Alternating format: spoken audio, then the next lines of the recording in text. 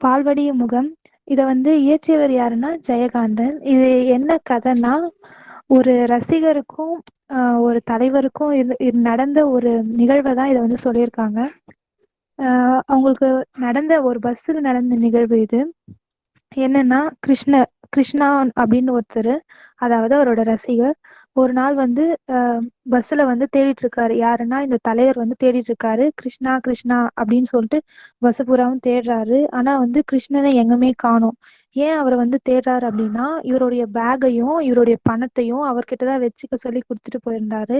அப்படி தேடும்போது கிருஷ்ணா எங்க பார்த்தாலும் காணோம். பஸ்ஸில் போய் தேடி பார்க்கறாரு, பஸ்ஸுலயும் காணோம். சரி, பஸ்ஸுல இருந்து கீழே போய் தேடி பார்ப்போம் அப்படின்னு சொல்லிட்டு கீழே போய் தேடி பார்க்கறாரு. அப்பயும் காணோம். ஒருவேளை நம்மளோட பேக் எல்லாம் எடுத்துன்னு போய் பஸ் இடம் பிடிக்கிறேன்னு சொன்னானே, போய் பேக் எடுத்துட்டு பஸ்ஸில் வச்சுட்டு நம்மள எங்கேயாவது தேடிட்டு இருப்பானோ அப்படின்னு சொல்லிட்டு இவர் என்ன பண்றாரு, போய் சரி பஸ் அந்த சீட்ல போய் போய் பார்க்கலாம் அப்படின்னு சொல்லிட்டு போய் பார்க்கறாரு. அங்கேயும் பார்த்தா அங்கேயும் கிருஷ்ணனும் காணோம், பையன் காணோம், எதுவுமே காணோம். அப்புறம் பஸ் வந்து கிளம்ப தயாராயிடுச்சு. அப்ப வந்து அவர் பேர் வந்து பார்த்தேன், தலைவர் பேர் வந்து அம்பலவனர். ஓகேவா? அந்த அம்பலவனர் வந்து அந்த பஸ்ல இருந்து இப்ப பஸ்ஸும் போக போகுது, நம்ம கிட்ட பணமும் இல்ல, கிருஷ்ணனும் இல்ல.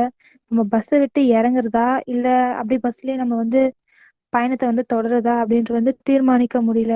அப்ப வந்து ஒருவேளை அந்த பையன் வந்து ஆஹ் அந்த பேக் எல்லாம் வச்சுட்டு நமக்காக எங்கன்னா மூலையில காத்துட்டு இருப்பானோ அப்படின்ற ஒரு எண்ணமும் அவருக்கு வந்துச்சு. ஏன் அந்த எண்ணம் வந்து அவருக்கு வந்துச்சுன்னா, அந்த கிருஷ்ணனோட முகம் வந்து பால்வடியும் முகம் போல இருந்துச்சு. அவனை பார்த்தாலே இது மாதிரி எல்லாம் பண்ண மாட்டான், ச்சே அவன் அப்படிலாம் பண்ணியிருக்க மாட்டான் அப்படின்ற ஒரு பால்வடியும் முகம் தான். அவன் எடுத்திருப்பானோன்னு ஒரு சந்தேகமும் வருது. அதே ஞாபகத்துல அவரோட முகமும் அவருக்கு வந்து ஞாபகம் வருது.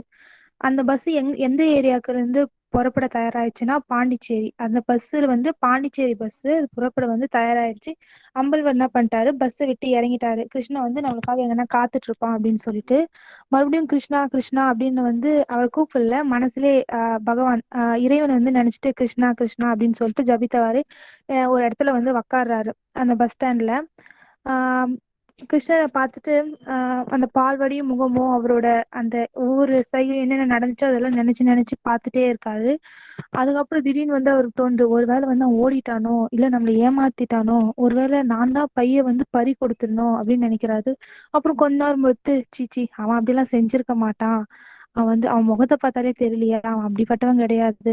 ஒருவேளை நான் அதுக்கப்புறம் இன்னும் கொண்டாங்கச்சு, ஐயோ நம்ம ஏமாந்துட்டோமோ அப்படின்னு மனசுல வந்து நிறைய சலனம் வந்து அவர்கிட்ட வந்து வந்து போயினே இருந்துச்சு. அதுக்கப்புறம் வந்து ஃபர்ஸ்ட் டைம் வந்து அவருக்கு வந்து ஒரு மாதிரி டயர்டா வேர்வையா அலைஞ்சு திரிஞ்சா எப்படி இருக்கும் அந்த மாதிரி வந்து அவருக்கு ஆயிடுச்சு. அதுக்கப்புறம் அங்க பாத்தீங்கன்னா அந்த பஸ் ஸ்டாண்ட்ல ஒரு மரத்து நிழல், அந்த மரத்து நிழல்ல வந்து ஒரு பெஞ்ச் மாதிரி போட்டு வச்சிருக்காங்க. அந்த பெஞ்ச் மாதிரி போட்டு அதுல போய் உக்காடுறாரு. உக்காந்துட்டு உட்காரும் போது அவர் கண்ணை வந்து மூடி ரிலாக்ஸ் பண்ணும்போது அவருக்கு அப்ப கூட அவரோட அந்த கிருஷ்ணனுடைய பால்வடியும் அந்த முகம் தான் அவர் வந்து கண்ணுல வந்து தெரிஞ்சுட்டே இருக்கு. அப்பயும் ஒரு மனசுல என்ன நினைக்கிறாருன்னா, அவன் நல்ல பையன், என்னுடைய வாசகன், அதாவது என்னோட ரசிகன், அப்படியே நம்பினே இருக்காரு. அப்படியே மனசுக்குள்ளேயே சொல்லிட்டே இருக்கும்போது அவருக்கே அவர் மேல ஒரு பரிதாப உணர்ச்சி வருது. ஐயோ நான் பாவமாச்சே அப்படின்ற மாதிரி அவர் கண்ணுல அப்படியே அழுக கூட வருது. ஆனா வந்து அவர் வந்து அந்த நிலைமை வந்து யோசிச்சு அவரே வந்து சமாதானப்படுத்திக்கிறாரு. நான் வந்து அழக்கூடாது அப்படின்னு சொல்லிட்டு அவர் வந்து சமாளிச்சுட்டு இருக்கும்போது ஆஹ் அவரோட இது என்னன்னா, அவர் பணம் கொடுத்துட்டாரு, துணிமணி எல்லாம் அவர்கிட்ட அந்த கிருஷ்ணகிட்ட இருக்கு, அவன் திருடிட்டு போயிட்டான், அது வந்து அவரோட பிரச்சனை கிடையாது. அவரோட உண்மையான பிரச்சனை என்னன்னா, அவர் அதுல எவ்வளவு வச்சிருந்தாருன்னா 4000 ரூபாய் பணம் வந்து வச்சுட்டு இருந்தாரு. அந்த பணம் போயிடுச்சு அப்படின்றது வந்து அவரோட பிரச்சனை கிடையாது. அவரோட பிரச்சனை என்னன்னா, நம்ம நம்ம வந்து நம்பிக்கைன்னு ஒண்ணு வச்சிருந்தோமே, அந்த நம்பிக்கை போயிடுச்சு அப்படின்றதுதான் அவரோட பிரச்சனை. அதுக்கப்புறம் கொஞ்ச நேரம் அப்படியே வந்து மௌனமா அப்படியே அங்க அந்த பெஞ்ச் மேலேயே படுத்துட்டு இருக்காரு. சிந்திச்சுட்டு இருக்காங்க. அப்புறம் வந்து அம்பலவனர் வந்து ஆஹ் இது மாதிரி இப்ப வந்து அந்த இடத்துல வந்து வேற யாருன்னா இருந்தாங்கன்னா கண்டிப்பா மன உளைச்சலுக்கு வந்து ஆளாயிருப்பாங்க. பட் அம்பலவன் வந்து அது மாதிரி யோசிக்கல. எப்படி ரொம்ப டயர்டா ரொம்ப அழுவுற மாதிரி அங்கேயே எங்கன்னா இது மாதிரி நம்மளுக்கு எதனா தோணிட்டே இருக்கணும், இதெல்லாம் பண்ணிட்டோமே, மிஸ் பண்ணிட்டோமே, ஏதோ ஒண்ணு உடஞ்சு போன மாதிரி நம்ம ஃபீல் பண்ணுவோம். பட் அம்பல்வனர் வந்து அப்படி ஃபீல் பண்ணல. ஏன் அப்படின்னா, அவர் வந்து ஒரு எழுத்தாளர்ன்னு சொல்றதை விட ஒரு மேடை பேச்சாளர், பட்டிமன்ற நடுவர், இன்னும் வந்து பல துறைகள்ல வந்து அவர் வந்து சீர்திருத்தும் பண்பு சான்றவராக வந்து இவர் வந்து விளங்கி இருக்காரு. இதுல விளங்குறதுனால அவருக்கு வந்து ஒரு புனை பெயரும் இருக்கு. அது என்னன்னா அழகிய சிங்கன் அப்படின்னு சொல்லுவாங்க. அழகிய சிங்கன். ஓகேவா? அதுக்கப்புறம் வந்து நிறைய வந்து நூல்களை வந்து இவர் இயற்றி இருக்காரு. இவர் பேரை சொன்னா அந்த தமிழகத்துல வந்து இவர் பேர் எல்லாரும் வந்து ஒரு மரியாதை கொடுப்பாங்க. அந்த அளவுக்கு இவர் வந்து பெயர் போனவர் இந்த வந்து அம்பலவனர். ஓகேவா? நெக்ஸ்ட் வந்து சரி நம்ம என்னதான் பண்றது, இப்ப என்ன பண்றதுன்னே தெரியலையே அப்படின்னு மறுபடியும் நம்ம ஒரு டைம் போய் வந்து பஸ் பூரா மறுபடியும் அந்த பஸ் ஸ்டாண்ட் ஃபுல்லா போய் தேடி பார்க்கலாம் அப்படின்னு சொல்லிட்டு தேடிட்டே இருக்கும்போது நிறைய பேர் இருக்காங்க. மறுபடியும் வந்து அப்படியே ஒரு பஸ்லயே போய் பார்க்கறாரு. இப்போ வந்து நம்ம ஒருத்தர் வந்து பணத்தை எடுத்துட்டு போயிட்டான், திருடன் எடுத்துன்னு போயிட்டானா அது நம்ம கிட்ட எடுத்து கொடுக்குறது ஒரு அபூர்வமான ஒரு விஷயம்.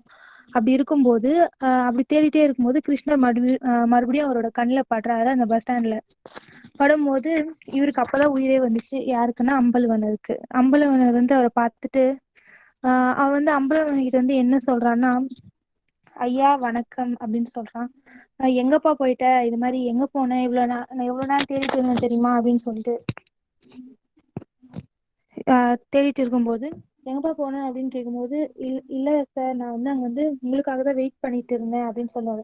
இவர் என்ன பண்ணாருன்னா அவர்கிட்ட இருந்த இந்த 4000 ரூபாய் கொடுத்தாங்க இல்லையா, அந்த 4000 ரூபாயில இருந்து 100 ரூபாய் மட்டும் எடுத்து தன்னோட பாக்கெட்ல வந்து வச்சுக்கிறாரு. பாக்கெட்ல வச்சுட்டு நீ போய் இடம் பிடிச்சி வைப்பா அப்படின்னு சொல்லிடுறாரு. இருங்க சார், நீங்க இங்கேயே உட்காருங்க, நான் போய் இடம் பிடிச்சிட்டு வரேன், அந்த கூட்டல் நெரிசல் நீங்க எங்க போய் தேடுவீங்க அப்படின்னு சொல்லிட்டு அவர் வந்து சொல்றாரு. அதுக்கு உடனே அவரு சரி அப்படின்னு சொல்லிட்டு அவர் கண் எதிரிலதான் எடுத்து வைக்கிறாரு. அந்த அந்த பேக்ல இருந்து அவங்க அந்த கிருஷ்ணன் பார்க்கணும்னு மாதிரி 100 ரூபாய் எடுத்து ஒரு பாக்கெட்ல வைக்கிறாரு. வச்சுட்டு அவனும் போறான். அங்கங்க குரூப்பா இருக்காங்க பஸ்ல. எல்லாரையும் கொஞ்சம் தள்ளி விட்டுட்டு இடம் பிடிச்சி வைக்கிறான். அப்புறம் அவங்களும் எல்லாரும் பஸ்ல டிராவல் ஆகி போறாங்க. அதுக்கப்புறம் இவரும் சரி, அதுக்கப்புறம் பஸ்ல ஐயா நான் இடம் பிடிச்சிட்டேன் வாங்க அப்படின்னு சொல்லிடுறான். எடுத்துன்னு போய் அவரும் பஸ்ல உட்காந்துறாரு. பஸ்ல உக்காந்துட்ட உடனே எங்க போனாங்க, மறுபடியும் கிருஷ்ணனை காணோம். கிருஷ்ணன் எங்க பேகும் காணோம், கிருஷ்ணனும் காணோம். கிருஷ்ணன் எங்க போயிருப்பான் அப்படின்னு தெரியல. சரின்னு வந்துட்டு அங்க அந்த போற வர வழி அவர் போற அந்த ரூட்லயே ஒரு மீட்டிங் ஒண்ணு இருந்துச்சு அவருக்கு. சரி, அந்த மீட்டிங் எல்லாம் முடிச்சிட்டு அவரும் அப்படியே வீடு போய் சேர்ந்துட்டாரு. வீடு போய் சேர்ந்துட்ட உடனே ஆஹ் அவங்க மனைவி வந்து கேக்குறாங்க, எங்க நீங்க கொண்டு போனீங்களே அந்த பேகு அப்படின்னு சொல்லிட்டு கேட்கும்போது இல்ல நாளிதழ்கள் வந்து வரும்போது எடுத்துட்டு வருவாங்க அப்படின்னு சொல்லிட்டாரு. உடனே இவருக்கு வந்து மனைவி கிட்ட போய் சொல்லிட்டுமே ஒரு குற்ற உணர்ச்சி, நம்பிக்கை போயிடுச்சே, நம்ம கிருஷ்ண மேல வச்ச நம்பிக்கை போயிடுச்சே அப்படி இப்படின்னு தனக்குள்ளே ஒரு மாதிரி பெணாத்துற மாதிரி சொல்லுவாங்கல்ல, அது மாதிரி சொல்லிக்கிறாரு. அதுக்கப்புறம் ஒரு வாரம் கழிச்சு வந்து அவருக்கு வந்து ஒரு லெட்டர் வருது. அந்த லெட்டர் யார் அனுப்பிச்சினது அப்படின்னு பாத்தீங்கன்னா கிருஷ்ணர் தான் அவருக்கு வந்து லெட்டர் எழுதியிருக்காரு. என்னடா இவன் தான் திருடிட்டு போயிட்டானே, இவன் எதுக்கு நமக்கு லெட்டர் எழுதுறான் அப்படின்னு ஒரு சிந்தனையோட அவர் வந்து அந்த லெட்டரை படிச்சு பார்க்கும்போது அதுல எப்படி எழுதியிருக்காருன்னா, ஒரு மரியா ஒரு மரியாதையோட ஒரு மரியாதையோட அவர் வந்து ஒரு ஒரு ரசிகன். அதாவது இப்போ வந்து நம்ம தெய்வத்துக்கிட்ட எப்படி வந்து ஒரு பக்தியோட ஒரு விஷயத்த கேட்குவோமோ அது மாதிரி வந்து அவர்கிட்ட வந்து கேட்டிருக்காரு. யாருன்னா அந்த கிருஷ்ணன் வந்து அம்பலவனர் கிட்ட கேட்டிருக்காரு. அந்த லெட்டர்ல என்ன எழுதிருந்துச்சுன்னா, அன்புள்ள ஐயா, உங்கள் உயரிய நம்பிக்கைக்கு இழைத்த துரோகத்திற்கு மன்னிக்கவும். நான் உங்களை கண்டதில் பெருமிதம் கொண்டதும் உங்கள் உதவியோடு மனம் வெறுத்து நான் உதறிவிட்டு வந்த என் பெற்றோர்களிடம் திரும்பி செல்வதென்று தீர்மானித்ததும் சத்தியம். ஆனால் நீங்கள் எதற்காகவோ கைப்பையை திறந்தபோது அதில் இருந்த பணம் ஒரு நொடியில் என் மனதை சலனப்படுத்திவிட்டது. ஒருவரின் நம்பிக்கைக்கு புறம்பாக நடந்து கொள்பவர்கள் எல்லாம் துரோகம் செய்பவர்கள் அல்ல என்பதை பணிவோடு தெரிவித்துக் கொள்கிறேன். உங்களிடமிருந்து நான் அபகரித்து கொண்டு வந்த பெரும் தொகை என் எதிர்கால வாழ்க்கைக்கு ஒரு அஸ்திவாரமாகும். உங்கள் உடைமைகளை உங்கள் நினைவாக பயபக்தியோடு என் வசம் பாதுகாத்து வைத்திருக்கிறேன். என் பெற்றோர் உழைப்பையும் ஊதியத்தையும் தின்று வளர்ந்து என்னை உருவாக்கி கொண்டிருக்கிற நான் அவர்களுக்கு பயன்பட முடியாமல் வாழ்வது குறித்து விரக்தியினால் அவர்களிடம் கோபித்து கொண்டதாக பேர் பண்ணிவிட்டு ஓடி வந்து விட்டேன். அவர்களுக்கும் என்னை ஒரு நம்பிக்கை துரோகி என்று கருதி சபிப்பர். ஆனால் நான் அவர்களை நன்றியோடு நினைத்தே வணங்குகிறேன். அந்த வணங்கத் தகுந்த வரிசையில் உங்களுக்கு முதலிடம் தந்துள்ளேன். கைப்பையோடு உங்களிடம் நான் பட்ட கடனை பணமடங்காய் திருப்பவும் கொண்டு வந்து தருவேன் என்று நம்புங்கள். இப்படியெல்லாம் எழுதினால் என் பெற்றோர் புரியாது.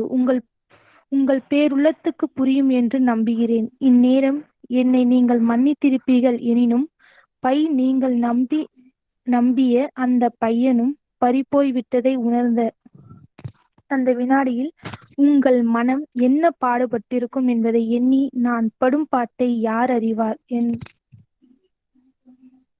என்றும் மறவாத நன்றியுடன் கிருஷ்ணன் அப்படின்னு எழுதி கொடுத்துட்றாரு. அதுக்கப்புறம் அம்பலவர் அந்த லெட்டரை படிச்சுட்டோன்னே என்ன ஆகுதுன்னா, ஒரு கண்ணு அப்படியே கண் கலங்கி அப்படியே ஒரு ஆனந்த கண்ணீர் ஒரு முகத்துல அப்படியே பிரகாசமா பொழிந்தது அப்படின்னு சொல்லலாம். அவர் தன்னை மறந்து அப்பதான் அந்த அந்த நிகழ்வை எண்ணி தன்னை மறந்து அவரோட வாய்ஸ்ல ஒரு சாங் பாடுறாரு. என்ன சாங்னா, பால்வடி முகம் கண்ணா உள்ளம் பரவசம் மிகுவதே கண்ணா அப்படின்னு சொல்லிட்டு ஒரு கிருஷ்ணரை எண்ணி பாடுற மாதிரியும் இவனை எண்ணி பாடுற மாதிரியும் ஒரு பாடலை உருவாக்கி இருக்காரு. யாருன்னா அந்த அம்பலவான.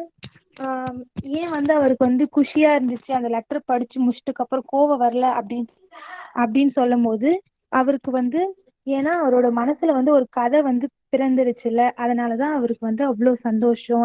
அவர் இப்படிப்பட்ட துரோகத்தை செஞ்சதுக்கு அப்புறமும் முடிந்தது. Thank you ma'am. நன்றிம்மா கலைவாணி, ரொம்ப அழகா சொல்லிட்ட.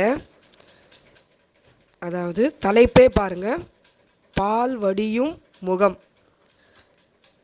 தலைப்பையே அவர் கதையா சொல்லிட்டார். அதாவது ஒரு குழந்தைத்தனமான முகத்தை வைத்து கொண்ட ஒருவன் அந்த ஊர்லேயே பெரிய ஒரு எல்லோராலும் மதிக்கக்கூடிய ஒருவரை ஏமாத்திட்டு முதல்ல போயிடுற மாதிரி கதையை அமைக்கிறாரு. அப்படி ஏமாற்றப்பட்ட அந்த பெரிய மனிதர் வருத்தத்தோடு இருக்கும்பொழுது தான் அவர்கிட்ட அபகரிச்சுன்னு போனது தவறு அப்படின்ற உண்மை தெரிந்து மனம் திருந்தி ஒரு கடிதத்தை அந்த திருடிட்டு போன அந்த கிருஷ்ணன் எழுதுகிற மாதிரியும், இன்னைக்கு இல்லைனாலும் என்னைக்காவது ஒரு நாள் நான் உங்ககிட்ட பறிச்சுட்டு போன பொருட்களை மீண்டும் உங்ககிட்டயே எடுத்துகிட்டு கொடுத்துருவேன் அப்படின்னு ஒரு நம்பிக்கை ஊட்டுற மாதிரியும் இந்த கதையை அமைச்சிருக்கிறார் ஆசிரியர். அதாவது ஒரு செய்தது ஒரு நம்பிக்கை துரோகம் இருந்த போதிலும் தான் செய்த தவறை மனிதன் உணர்ந்தால் அவனை நாம் ஏற்றுக்கொள்ள வேண்டும் அப்படின்ற ஒரு விழுமியத்தை இந்த கதையில் சொல்லியிருக்கிறார். தவறு செய்துட்டோம், நம்ம மனிதர்கள் அப்படின்னாலே தவறு செய்யக்கூடியவர்கள் தான். அப்படி தவறு செய்யக்கூடிய மனிதர்களில் தான் நம்ம எல்லாருமே இன்றைக்கும் வாழ்ந்துட்டுருக்குறோம். தவறு செய்வது தப்பு கிடையாது. ஆனால் நம்ம செய்ததை நினச்சி வருத்தப்பட்டு அதிலிருந்து நம்மளை மாற்றிக்க நினைக்கணும், அந்த தவறிலிருந்து நாம் மீண்டு வர நினைக்கணும் அப்படின்றத தான் இந்த சிறுகதை மூலமாக ஆசிரியர் வலியுறுத்துகிறார். நம்ம முதல் பருவ பாடத்திட்டத்தில் படிக்கிறது எல்லாமே மனித உரிமை குறித்த சிந்தனைகள். இதில் ஆசிரியர் என்ன சொல்கிறாரு? தவறு செய்த மனிதன் திருந்துவதற்கான வாய்ப்புகளை நாம் ஏற்படுத்தி கொடுக்க வேண்டும். சமூகமானது ஒருவன் துரோகம் இழைத்து விட்டால் அவனை முழுவதுமாக புறக்கணித்து தள்ளிவிடக்கூடாது. அவனுடைய உண்மை நிலையை உணர்ந்து ஏற்றுக்கொள்ள வேண்டும் அப்படின்றத தான் உள்ளர்த்தமாக இந்த சிறுகதை பதிவிட்டிருக்குது. இப்போ நீங்கள் கூட உங்கள் வீட்டில் படிக்கிறேன்னு சொல்லுவீங்க, ஆனால் படிக்காமல் வேறு ஏதாவது செய்துன்னு இருப்பீங்க. கிளாஸு கவனிக்கிறேன்னு சொல்லிட்டு வேறு எதனா செய்துன்னு இருப்பீங்க. அது எல்லாமே சரியான பழக்கம் கிடையாது. உன்னுடைய பெற்றோர்களுக்கும் அது தெரியும், வகுப்பு எடுக்கிற ஆசிரியர்களான எங்களுக்கும் அது தெரியும். இருந்தாலும் உங்களை என்ன செய்ய முடியாது, இந்த ஆன்லைன் வகுப்பில் எந்த விதமான தண்டனைக்கும் உங்களை ஆட்படுத்த முடியாது. ஏதாவது ஒரு நம்பிக்கையில் தான் பிள்ளைங்க கவனிப்பாங்க அப்படின்ற நம்பிக்கையில் தான் பெற்றோர்களும் இருப்பாங்க, ஆசிரியர்களும் இருக்கிறோம். அதனால் ஒரு தவறு என்பது மனிதர்கள் அனைவராலும் எப்பொழுதுமே செய்யக்கூடியது. அதிலிருந்து வந்து அவங்களே மனம் வருந்தி திருந்தணும். அவங்களா தான் நாங்கள் செய்கிறது தப்பு அப்படின்றத உணர்ந்து திருந்தணுமே தவிர, நம்ம வந்து பின்னாடியே வந்து நீ செய்கிறது தப்பு தப்புன்னு கண்டுபிடிச்சி திருத்தணும்னு நினச்சாலும் கடைசியில் அவங்க என்ன செய்வாங்க, இந்த பால்வடி முகத்தில் அந்த கிருஷ்ணன் எப்படி ஏமாற்றிட்டு போனானோ அம்பலவாணரை, அந்த மாதிரி தான் செய்வாங்க. அவங்களா பார்த்து மன வருத்தப்பட்டு நாம் செய்வது தவறு அப்படின்னு தன்னோட மனதை மாற்றிக்கொண்டு திருந்தினால் மட்டும்தான் ஒரு நல்ல ஒரு சமூகமானது நாட்டில் வந்து உருவாகும். அதை தவிர அடுத்தவருக்காக வாழக்கூடிய, அடுத்தவர் என்ன சொல்வார்களோ அப்படின்னு வாழக்கூடிய நிலையில் இன்றைய இளைய தலைமுறையினர் இருந்தால் சமூகத்தில் எந்த விதமான முன்னேற்றமும் ஏற்படாது. நம்பிக்கை துரோகங்கள் தான் பெருகும். அந்த நிலையிலிருந்து சமுதாயம் மீட்சி அடையணும் அப்படின்றத வலியுறுத்துறதுக்காக எழுதப்பட்ட சிறுகதை பால்வடியும் முகம். ஆசிரியர் பெயர் என்ன? ஜெயகாந்தன் மேம். சிறுகதை மன்னன் ஜெயகாந்தனால எழுதப்பட்டிருக்கிற அற்புதமான சிறுகதை இது. அடுத்து நம்ம நேற்று படித்த அயலக தமிழர் கவிதைகள். அயலக தமிழர் கவிதைகள்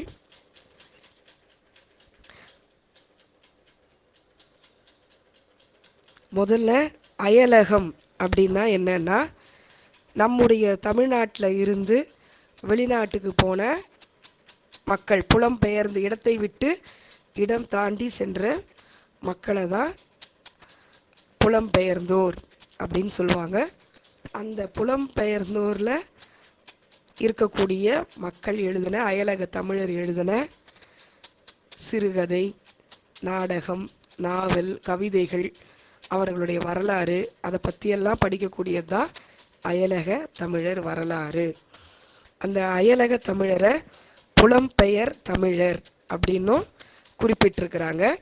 அதாவது நம்முடைய தமிழ்நாட்டில் இருந்து வெளிநாடுகளுக்கு சென்று வசிக்கக்கூடியவர்களை தான் அயலக தமிழர் அல்லது புலம்பெயர் தமிழர்னு நம்ம சொல்கிறோம்.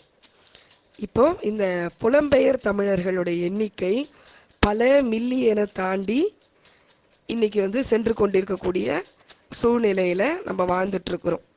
எல்லாருக்குமே வந்து ஒரு வெளிநாட்டு மோகமானது அதிகமாக தான் போயிட்டுருக்குது. சரி, இப்போ சமீபத்தில் புலம்பெயர்ந்து வாழக்கூடிய தமிழர்களில் உச்சாணி கொம்பை தொட்டவங்க யார் சொல்லுங்க பார்க்கலாம். சமீபத்தில் கமலா ஹாரிஸ் மேம். என்ன என்ன பதவி அவங்களுக்கு?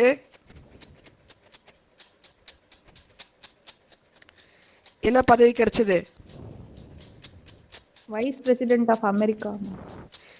அதாவது நம்முடைய தமிழகத்தை சார்ந்த புலம்பெயர்ந்து வாழக்கூடிய ஒருவருக்கு அமெரிக்க பிரஜையான அவங்களுக்கு உயர்ந்த பதவியானது கிடைச்சது. அந்த மாதிரி நம்முடைய நாட்டில் இருந்து அயல் நாட்டுக்கு செல்லக்கூடியவர்கள் ஒரு பெரிய நிலையை அடையக்கூடிய வாய்ப்புகள்லாம் இருக்குது. இப்போது புலம்பெயர் தமிழர்கள்லாம் என்ன அப்படின்னா, நம்முடைய நாட்டிலிருந்து வெளிநாட்டுக்கு சென்று வசிப்பவர்கள் புலம்பெயர் தமிழர்கள். இப்போ புலம்பெயர் தமிழர்கள் எழுதிய இலக்கியங்கள் அப்படின்னா, நம்முடைய நாட்டிலிருந்து வெளிநாட்டுக்கு போன பிறகும் அங்கே இருக்கக்கூடிய இடம், தட்பவெப்ப சூழல், மக்களுடைய பழக்க வழக்கங்கள், இதை பற்றியெல்லாம் வந்து அவங்க என்ன செய்கிறாங்க, மொழியில், தமிழ் மொழியில் பதிவிடுறாங்க. அதை தான் வந்து புலம்பெயர் இலக்கியம் அப்படின்னு வந்து சொல்லியிருக்கிறாங்க. புலம்பெயர் தமிழ் எழுத்தாளர்கள் அப்படின்ற இதில் பெரிய ஒரு பட்டியலே வந்து நம்முடைய பாடப்புத்தகத்தில் கொடுத்துருக்குறாங்க. நம்முடைய சமூகத்தில் எந்த மாதிரியான ஏற்றத்தாழ்வுகள் நிகழுது, எப்படிப்பட்ட மாற்றமானது விளைகிறது, எது சரி எது தவறு, எதை நாம் செய்ய வேண்டும் எதை செய்யக்கூடாது, ஆரோக்கியமானது எது, அவஸ்தை தரக்கூடியது எது அப்படின்ற எல்லாவற்றையுமே வந்து புலம்பெயர் தமிழ் எழுத்தாளர்கள் தங்களுடைய படைப்புகளில் படைச்சிருக்கிறாங்க. முதல்ல கவிதை. கவிதைனா நம்முடைய சமூகத்தை மாற்றி அமைக்கக்கூடிய ஒரு வலிமை மிக ஆயுதமாக கவிதையானது இடம்பெற்றிருக்குது. அந்த கவிதையிலே சிறந்தவர்களுடைய பட்டியல்கள் நமக்கு நிறைய தரப்பட்டிருக்குது. முதல்ல இளைய அப்துல்லா. இளைய அப்துல்லா இலங்கையில் இருக்கக்கூடிய வட மாகாணத்தில் முல்லைத்தீவு மாவட்டத்தில் தற்பொழுது வசித்து வரக்கூடியவராக இருக்கிறாரு. அவர் எழுதிய சிறந்த கவிதைகள் பலவற்றை நமக்கு இங்கே இந்த இடத்துல கொடுத்துருக்குறாங்க. அதுலேயும் வந்து சாகித்ய மண்டல பரிசு, இலங்கை அரசின் சாகித்ய மண்டல பரிசு பிணம் செய்யும் தேசம் அப்படின்ற கவிதை நூலுக்காக இளைய அப்துல்லா வாங்கியிருக்கிறார். அடுத்து முல்லை அமுதன். அவர் வந்து அவருடைய இயற்பெயர் ரத்ன சபாபதி மகேந்திரன், அதை வந்து அவர் கவிதை படைக்கிறதுக்காக முல்லை அமுதன் அப்படின்னு மாற்றிக்கிட்டு அவர் வந்து என்ன செய்கிறாரு, பல்வேறு படைப்புகளை படைச்சிருக்கிறாரு. அவருடைய படைப்புகள் எல்லாமே வந்து எல்லோராலும் ரசிக்கக்கூடியதாக இருக்குது. இபி அரவிந்தன் அப்படின்றவர் கிறிஸ்டோபர் பிரான்சிஸ் அப்படின்ற இயற்பெயரை இபி அரவிந்தன் அப்படின்னு மாற்றிக்கிட்டு நெடுந்தீவை சேர்ந்த அவர் அங்கே இருந்த கிறிஸ்தோபர் மாசிலாமணிக்கு பிறந்தவராக இருந்தாலும் தன்னுடைய பெயரை வந்து அரவிந்தன் அப்படின்னு மாற்றிக்கிட்டு யாழ்ப்பாணத்தில் ஒரு நல்ல சிறந்த கவிஞராக இணையதளத்தையும் நடத்திக்கிட்டு வராரு. அந்த தமிழ் அப்படின்ற இணையதளத்தில் நல்ல முக்கியமான தமிழ் குறித்த செய்திகளை அவர் வெளியேற்றிட்டும் வராரு. இவருடைய சிறந்த படைப்புகளாக முகம்கொள் வைகரை முதலியன வந்து இவரது சிறந்த படைப்புகளாக இருக்குது. அதுக்கப்புறம் ஆழியாள் அப்படின்ற புனை பெயரில் மதுபாஷினி ரகுபதி வந்து ஈழத்தில் இலங்கையில் குறிப்பிடத்தகுந்த பெண் கவிஞர்களில் ஒருத்தராக பரிணமிச்சிட்டு வராங்க. இவங்க ஆங்கில இலக்கியம் படிச்சிருக்கிறாங்க, இருந்தாலும் தங்களுடைய படைப்புகள் பலவற்றை தமிழில் எழுதுவதை வழக்கமாக கொண்டு இருக்கிறாங்க. மனிதன், கணையாழி, ஆறாம் திணை, அம்மா, பெண் அப்படின்ற பல பெயர்களில் அவங்க என்ன செய்கிறாங்க, இலங்கையிலெல்லாம் பத்திரிகையை சஞ்சிகைன்னு சொல்லுவாங்க, இந்த பெயர்களில் வந்து அவங்க தங்களுடைய படைப்புகளை வெளியிட்டுட்டு வராங்க. அடுத்து ரஞ்சனி அப்படின்றவங்க இலங்கையை சார்ந்தவராக இருக்கிறாங்க. அவங்களுடைய கவிதை தளங்கள் வந்து பல்வேறு விஷயங்களை நோக்கி பரிணாமத்தை வந்து மக்களுக்கு எடுத்துரைக்கக்கூடியதாக இருக்குது. ஒரு முக்கியமான இடத்தை வந்து இவங்க பெற்றிருக்கக்கூடியவர்களாக இருக்கிறாங்க. அவங்களுடைய கவிதைகள் வந்து எல்லோருடைய மன உணர்வுகளை வெளிப்படையாக பிரதிபலிக்கக்கூடியதாக இருக்குது. ஆண்களை பற்றி பலவிதமான வெளிப்பாடுகளை வந்து ரஞ்சனி ஆழமாக வலியுறுத்தியிருக்கிறாங்க. சர்மிளா செயித் அப்படின்றவங்க நம்முடைய பாடப்புத்தகத்திலேயே வந்து அவங்களுடைய கவிதைகளை நம்ம படிச்சிருக்கிறோம். அவங்க எழுதின கவிதைகள் எல்லாமே வந்து தலைப்பே பாருங்கள், ஒவ்வா. இலங்கையில் ஏரா ஊரில் பிறந்திருந்த அவங்க எழுதின தலைப்பே பாரு, ஒவ்வா. எது எதெல்லாம் வாழ்க்கைக்கு ஒவ்வாமல் இருக்குமோ, எது எதெல்லாம் வந்து பெண்ணிய உணர்வுகளுக்கு உடலுக்கு வந்து ஒரு ஒரு எதிர்ப்பான ஒரு வலியை வேதனையை தரக்கூடியதாக இருக்குமோ, அதை எல்லாத்தையும் களையக்கூடிய விதத்தில் ஷர்மிளா ஷெய்த் வந்து கவிதைகளை படைச்சிருக்கிறாங்க. இப்போது புலம்பெயர் தமிழர்கள் படைத்த கவிதைகள் குறித்து கட்டுரை வரைக அப்படின்னு உங்களுக்கு கேட்டால் நீங்கள் இளைய அப்துல்லா, முல்லை அமுதன், அரவிந்தன், ஆழியால், ரஞ்சனி, சர்மிளா செயித் இவங்க வரைக்கும் எழுதணும். அடுத்து புலம்பெயர் தமிழர்களின் சிறுகதைக்கு புலம்பெயர் தமிழர்களின் தொண்டு அப்படின்னு கேட்டால் அப்போ யார் யாரெல்லாம் வராங்கன்னா, ஆசி சுந்தரராஜா. இவர் வந்து ஆஸ்திரேலியாவில் இருக்கிறாரு, ஆனால் எழுதுறது வந்து இலங்கை எழுத்தாளர் அப்படின்று தன்னை வந்து அறிமுகப்படுத்தியிருக்கிறாரு. இவர் எழுதின அந்த சிறுகதைகள் வந்து சாகித்ய மண்டல பரிசையே வந்து இவருக்கு பெற்று தந்திருக்குதான். தமிழியல் விருதையும் வாங்கியிருக்கிறாரு, ஸ்ரீலங்கா விருதையும் வாங்கியிருக்கிறாரு, தமிழ் சங்க விருதையும் வாங்கியிருக்கிறார். அப்போ இலங்கையிலேயும் விருது வாங்கியிருக்கிறாரு, நம்முடைய தமிழகத்தில் இந்தியாவிலேயும் வந்து அவர் விருது வாங்கியிருக்கிறார். அப்படிப்பட்ட 2 நாடுகளாலும் கௌரவிக்கப்படக்கூடிய ஒரு சிறந்த சிறுகதை எழுத்தாளர் ஆசி கந்தராஜா. ஷோபா சக்தி, அன்றனி தாசன் இவங்க ஒரு படைப்பாளியா, சிறுகதை படைப்பாளியோடு தன்னுடைய வாழ்க்கை பயணத்தை நிறுத்தாமல் நல்ல ஒரு நடிகராகவும் பரிணமிச்சிருக்கிறாங்க. இவங்களுடைய இயற்பெயர் அன்ரணிதாசன் இயேசுதாசன். இவர் வந்து யாழ்ப்பாணத்தை வந்து பிறப்பிடமாக கொண்டவராக இருந்தாலும் நாவல் எழுதுவது, நாடகத்தில் நடிப்பது, திரைப்படத்தில்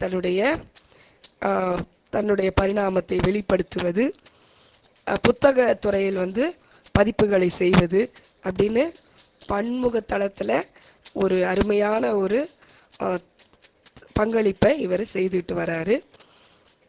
இவருடைய படைப்புகளுக்கு கனடா இலக்கிய தோட்ட விருது, விகடன் விருது, சிறந்த நடிகருக்கான விருது என பல விருதுகள் கிடைக்கப்பட்டிருக்குது. புலம்பெயர்ந்தோருடைய தமிழ் பணி அப்படின்ற தலைப்பில் நமக்கு வந்து கேட்டாங்கன்னா எந்த மாதிரி Ilangai, Malaysia, Singapore, Burma, Soviet Russia, தென்னாப்பிரிக்கா இந்த மாதிரியான இடங்களில் தமிழர்கள் தன்னுடைய தமிழ்நாட்டின் பெருமையை மறக்காமல் பதிவு செய்து வருகின்றனர். அதை பற்றி நம்ம எழுதணும். பல நாடுகளுக்கு சென்றாலும் தன்னுடைய தாய் மண்ணின் பெருமையை அவர்கள் மறவாமல் பறைசாற்றி வருகின்றனர், பதிப்பித்து வருகின்றனர், படம் பிடித்து காட்டுகின்றனர் அப்படின்னு நம்ம முதல்ல எழுதிட்டு, இப்போ ஒரு ஊர்லேயும் எப்படி இருக்கிறாங்க, இப்போ இலங்கையில் புலம்பெயர்ந்த தமிழர்கள் எப்படிப்பட்ட வாழ்க்கை வாழுறாங்க, அவங்க என்ன செய்கிறாங்க. இன்றைக்கும்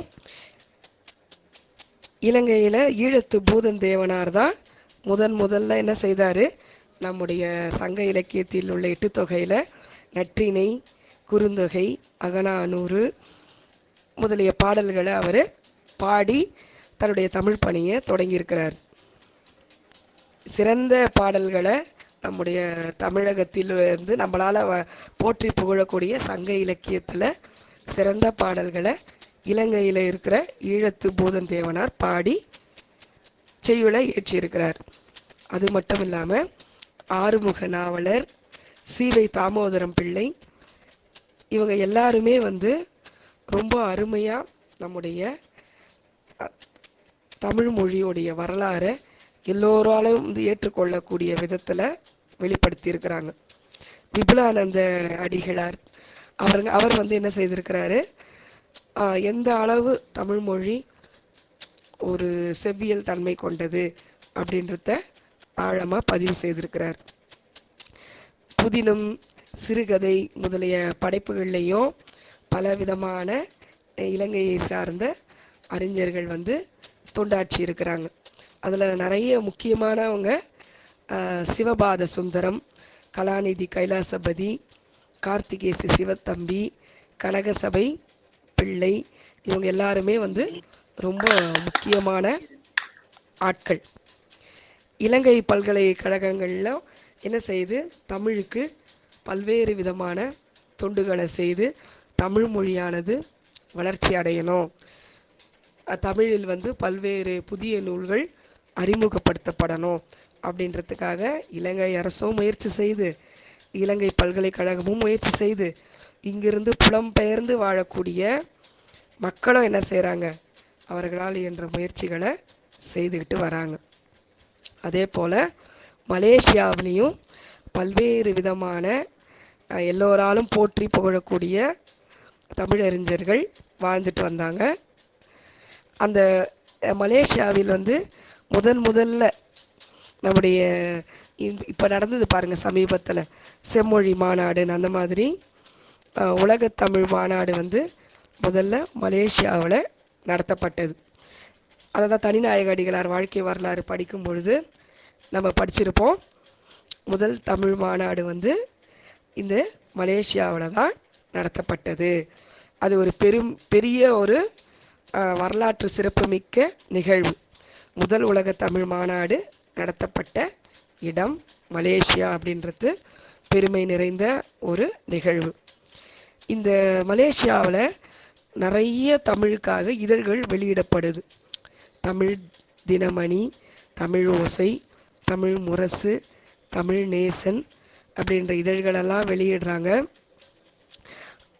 வேலுச்சாமி, முத்துசாமி சந்திரசேகர், கார்த்திகேசு அப்படின்ற அறிஞர்கள் எல்லாருமே மலேசியாவில் தமிழ் மொழியை வளர்த்துட்டு வராங்க. அடுத்து சிங்கப்பூர். உனக்கு நிறைய இப்போ கூட வந்து தொலைக்காட்சி நிகழ்ச்சிகள் எல்லாம் பார்ப்பீங்க. சிங்கப்பூருக்கும் மலேசியாவுக்கும் திரைப்பட கலைஞர்கள்லாம் ரொம்ப ஆசையோடு செல்வாங்க. ஏன்னா நம்முடைய நாட்டில் கிடைக்கக்கூடிய மரியாதையை விட 100 மடங்கு அந்த நாடுகளில் எல்லாம் தமிழுக்கு, தமிழ் அறிஞர்களுக்கு, தமிழ் நடிகர்களுக்கு மரியாதை அதிகமாக கிடைக்கக்கூடிய நிலை இருக்குது. இந்த சிங்கப்பூர் அரசு நம்முடைய தமிழுக்கு செய்த தொண்டு அளவிடற்கரியது.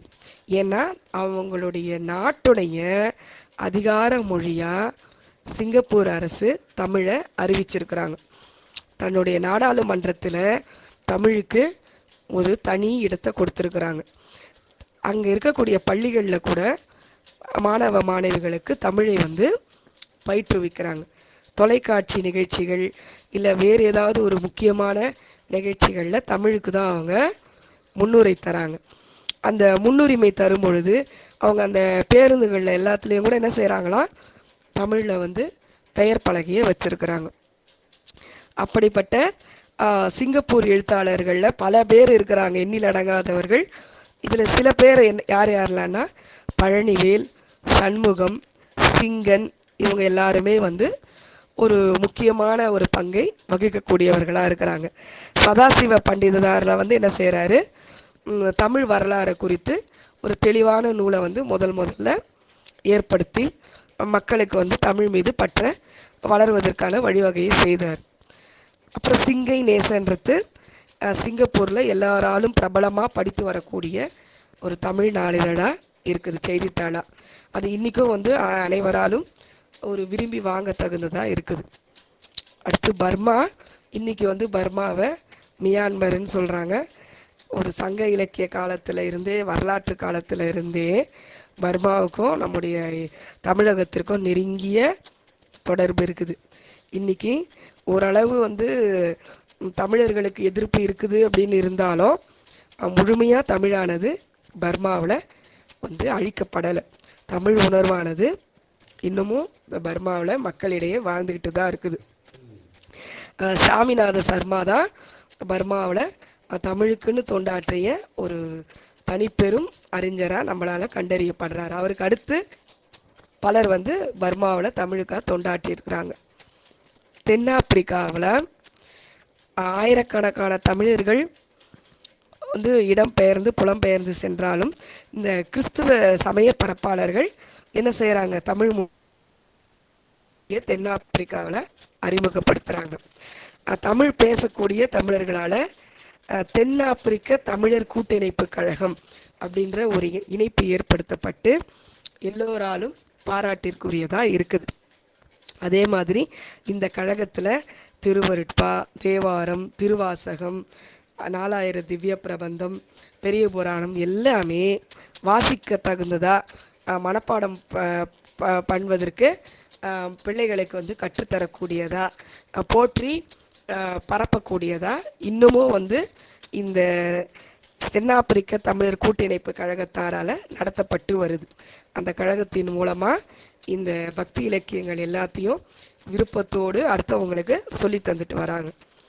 அடுத்து சோவியத் யூனியன்ற ரஷ்யாவில் திராவிட மொழிகளுடைய கூட்டிணைப்பு எப்படிப்பட்ட நிலையில் இருந்தது அப்படின்றத துல்லியமாக ஆராய்ச்சி செய்து அவங்க என்ன செய்தாங்க, பல்வேறு முடிவுகளை வெளியிட்டாங்க. இப்போ திருக்குறளை கவிதை வடிவில் இங்கே மொழிபெயர்த்து எல்லோருக்கும் புரிகின்ற விதத்தில் எளிமைப்படுத்தி கொடுத்தாங்க. சோவியத்தில் இருக்கக்கூடிய தமிழர்களில் செம்பியன் அப்படின்ற ருதீன் வந்து தமிழுக்கு அதிக அளவு தொண்டுகளை ஆற்றியிருக்கிறார். இது போல் இவருடைய மாணவர்களாக பலர் வந்து தமிழ் மொழியை கற்றுக்கொண்டு தமிழை வந்து அந்த சோவியத் யூனியன் என்கின்ற ரஷ்யாவில் பரப்பிக்கிட்டு வராங்க. நம்முடைய தமிழானது வேறு எங்கெங்கெல்லாம் பரவி இருக்குது அப்படின்னா China, England, Australia, America, Canada, Indonesia, Mauritius, Germany, Thailand, Korea, Japan முதலிய பல நாடுகளில் தமிழானது பரவி இருக்குது. தமிழர்கள் புலம்பெயர்ந்து வாழ்ந்துட்டு இருக்கிறாங்க. தமிழ் இதழ்களை வெளியிட்டுன்னு வராங்க. தமிழுக்காக பல்வேறு படைப்புகளை எல்லாருமே செய்துக்கிட்டு வராங்க. இந்த அளவு வந்து நீங்கள் இந்த அயலக தமிழர் அப்படின்ற அயலக தமிழரின் படைப்புகள் அப்படின்னு கேட்கும் பொழுது இதை வந்து நீங்கள் எழுதுனீங்கன்னா உங்களுக்கு 10 மார்க் தனித்தனியாக கேட்பாங்க. அயலக தமிழர்னா யார், அயலக தமிழர்கள் செய்த பணிகள் என்னென்ன, எந்தெந்த மாதிரியெல்லாம் அவர்களுடைய குறிக்கோள்கள் எதனை நோக்கி பயணிப்பதாக இருந்தது, எதையெல்லாம் அவங்க மையப்படுத்தி எழுதுனாங்க அப்படின்னு கேட்பாங்க. இது எல்லாத்தையுமே நீங்கள் என்ன செய்யணும், எழுதணும். சரிம்மா, நன்றிம்மா.